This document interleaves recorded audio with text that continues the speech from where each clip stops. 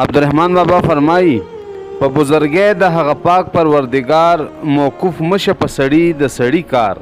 د خدای پاک په بزرګۍ کې هیڅ شک نشته. په دې دنیا کې د یو انسان کار بل ته پیښ نشي. د انسان فطرت دی چې همیشه خپل ذاتي ګټې ته ګوري او د بل خیال نه ساتي. په سړي چې د سړي غرض موقوف شي نور بې آبه بې حرمته شي روزګار. که چېرې د یو سړي غرض او مطلب په بل چا پورې بند شي نو هغه بیا دومره سپک شي چې هیڅ قدر او عزت یې پاتې نشي. یعنی محتاجي بده بلا ده. احتیاج هسې بلا ده په جهان کې چې پلار زوی کاندي د زوی او زوی د پلار. عبدالرحمن بابا فرمایي وي محتاجي د خدای پاک په دنیا کې چاته هم پیښه نه کړي.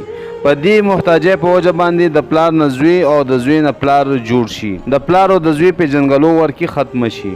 که د پیر په خپل مرید باندې غرض وي هیڅ یې نه وي په مرید باندې وقار. محتاجي یو داسې څیز دی که چېرته د یو پیر خپل مرید سره څه کار پیښ شي او هغه ته پته ولګي چې دی ماته محتاجه دی نو د هغه په زړه کې د پیری او د مریدۍ عقیدت په خپله ختم شي.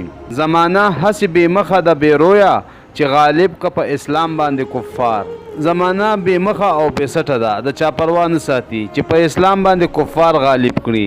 مطلب دا مسلمانان چې کله د خپل مذهب خیال نه ساتي نو زمانه یې چرې هم لحاظ نه کوي او ملګرتیا د هغه چا کوي چې څوک یې قدر کړي که هغه سور کافر ولی نه وي. په ساعت کې شا گدا کا گدا شا کا دا فلک زکه بالا شي کج رفتار. عبدالرحمن بابا فرمایي چې دا قسمت ډیر زورور دی. دی په یو منټ کې د بادشاه نه فقیر جوړی او د فقیر نه بادشاه جوړی. ځکه دی خپله مرضي چلی او څوک یې هیڅ هم نشي کولی. چې همه عمر یې تاج وي په سر ایښی ور په سر کاندي ګېډۍ د خسو خار.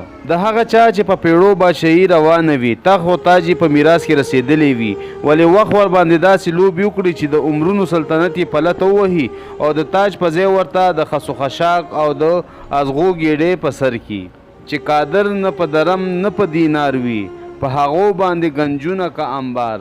او داسې سړی چې تش لاس وي هیڅ هم ورسره نه وي د یوې پیسې ارماني وي. زمانه یې په یو ورځ کې د سرو او د سپینو خاوند کړي او په کور کې د خزانو انبارونه ولګوي. زمانې د رحمان زړه دی کباب کړی له احواله یې څوک نه دي خبردار.